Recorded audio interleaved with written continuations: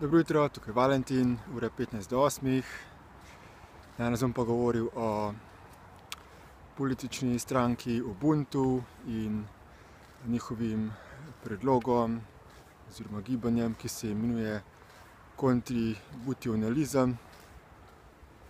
Torej, pred 2 dnevi sem se tudi osebno srečal z Michaelom Tellingerjem, začetnikom tega gibanja Ubuntu stranke in govorcem o piramidah,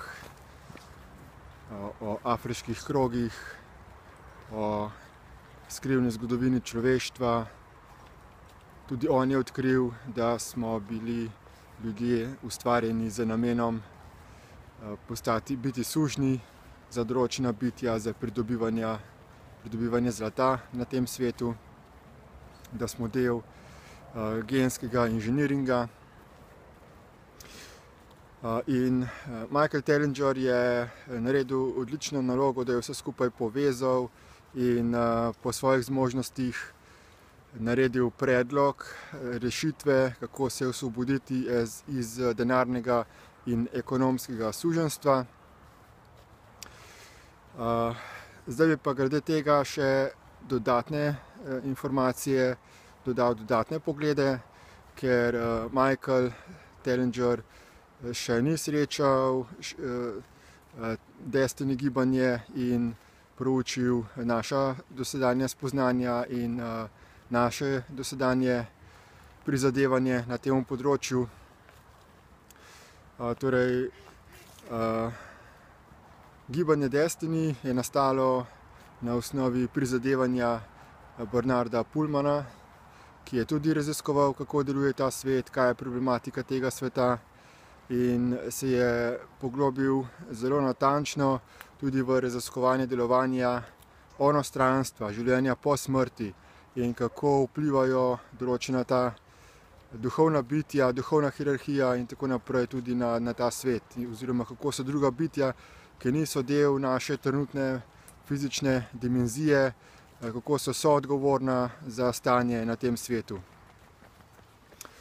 In ena izmed teorij, na katerih temelji ta predlog Ubuntu gibanja, je to, da je sam denar vir zla. To je podobno, kot trdijo tudi pri Zeitgeist gibanju, da je denar enostavno treba ukiniti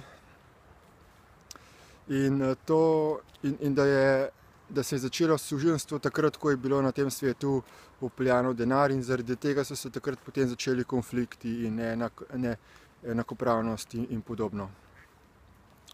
No, kar recimo Michael Tellinger še ni seznanjen, je to, da tudi preden se je ta svet zmanifestiral v taki obliki, kot je, preden so bila ustvarjena človeška fizična telesa, so v stvarstvu obstajali planeti, na katerih so bivale rase bitij, torej vsaka rasa bitij je imela svoj planet. In seveda so pa rase tudi obiskovale druge rase med sabo in se od njih učile in podobno, ampak potrebno je bilo takrat ohranjati rasno čistost in ne prevzemati določenih lastnosti od drugih ras. Potem se je pa začelo razmišljanje, kako bi lahko vse talente različnih ras med sabo pomešali in se izpopolnili, in je prišlo do raznih konfliktov in uporov in tako naprej. In tudi v tistem času so določena bitja želela razširiti svoj vpliv na druge rase in pojavil se je ta sebični interes po nadzorovanju, po obvladovanju, torej Anunnaki in Anu.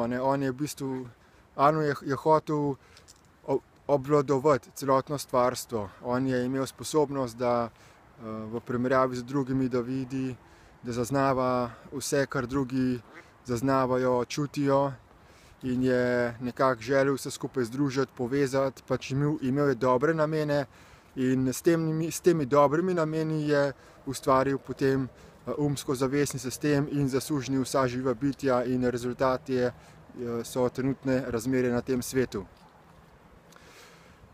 Torej, ni resnica, da ko se bo denar ukinil, da bo enostavno vse lepo in v redu, da smo ljudje, da smo bitja v osnovi dobra po naravi, da želimo med sabo pomagati, sodelovati. Žal je tako, da ima vsak od nas številne sebične interese, številne lastne želje, hotenja, ki jih želi uresničiti, in da se ne brigamo za dobrobit celotnega stvarstva, ne upoštevamo vsa živa bitja kot enakovredna. Zato je tako pomembno, da se primarno dela na preobrazbi lastnih miselnih in vedenjskih vzorcev. In to je tisto, kar Michael Tellinger popolnoma zanemarja, ker se govori samo o zunanjih rešitvah, o spremembi delovanja denarnega sistema, o stvaritvi družbenih bank, o spremembi zakonodaje in tako naprej. Nikjer pa ni nobenega govora o preobrazbi lastnih miselnih vzorcev. Torej, pričakuje se samo, da ko se bojo ljudje izobrazili na osnovi razumevanja kvantne fizike, kvantne mehanike, parapsihologije, da bojo enostavno dojeli, kako vse skupaj deluje in se bodo spremenili. Ampak to ni res, ker to, kar se mi zavedamo, to, kar mi kažemo navzven, je samo zavedni del našega uma.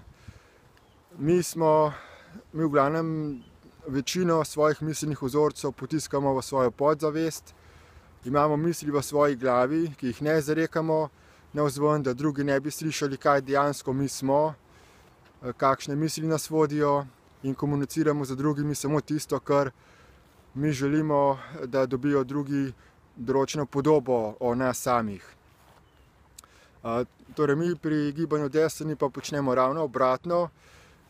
Pogledamo vase in vidimo, kaj dejansko smo, in preobražamo te naše notranje miselne vzorce, ignoriramo pa v bistvu tisto, kar dejansko kažemo navzven, ker tudi to, kar kažemo navzven, je manipulacija, ker v bistvu izbiramo, se polariziramo med tisto, kar želimo, da drugi vidimo, da smo, in tisto, kar smo mi v resnici. Torej, bistveno pri izboljševanju razmer na svetu oziroma v celotnem stvarstvu je krepitev samoiskrenosti, soočenje z samim sabo, za tistim, kar smo v resnici, videti vso našo zlobo, egoizem, si jo priznati in se potem resnično preobraziti.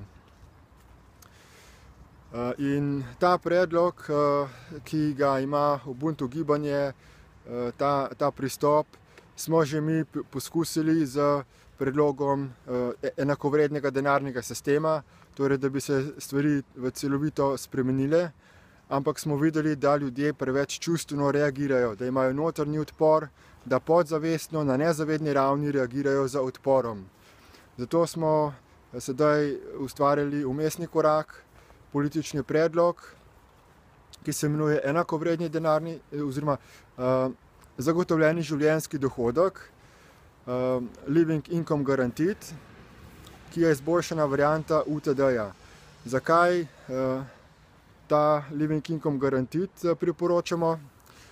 Mi zdaj nismo stranka, ne delujemo strankarsko, ampak je to predlog, politični predlog, ki želimo, da ga prevzamejo, raziščejo in integrirajo vse stranke na tem svetu.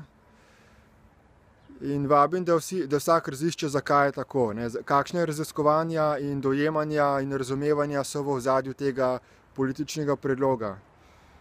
Torej, predlog preobrazbe razmer na svetu, kot ga Michael Tellinger priporoča, oziroma stranka Ubuntu, zahteva izjemno veliko fizično vpletenost ljudi, torej spremembo investicijo njihovega časa v to, da sodelujejo pri določenih praktičnih projektih. Ker pa ljudje večinoma ne bodo želeli zaradi lastnih navad, vzorcev, se odreči svojemu ugodju in svojim ustaljenim navadam, je zelo malo verjetnosti, da bodo sodelovali pri teh projektih. Zato se priporoča uvedbo zagotovljenega življenjskega dohodka, torej neke vrste univerzalnega temeljnega dohodka z predvidevanjem določenih strukturnih gospodarskih sprememb, ker na ta način se bo najlažje naredila tranzicija od te sedanje denarne družbe, sedanjega denarnega sistema na neko družbo, ki bo delovala na osnovi sistema bolj pravične, bolj enakovredne izmenjave surovin in storitev in izdelkov.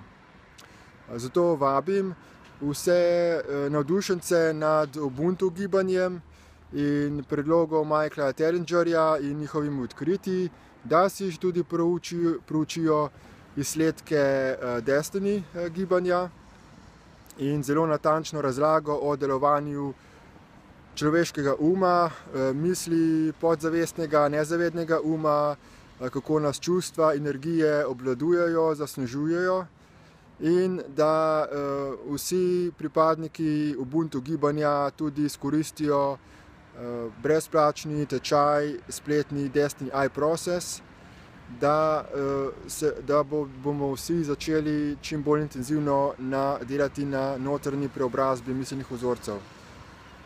Toliko za danes, srečno in nasvidenje.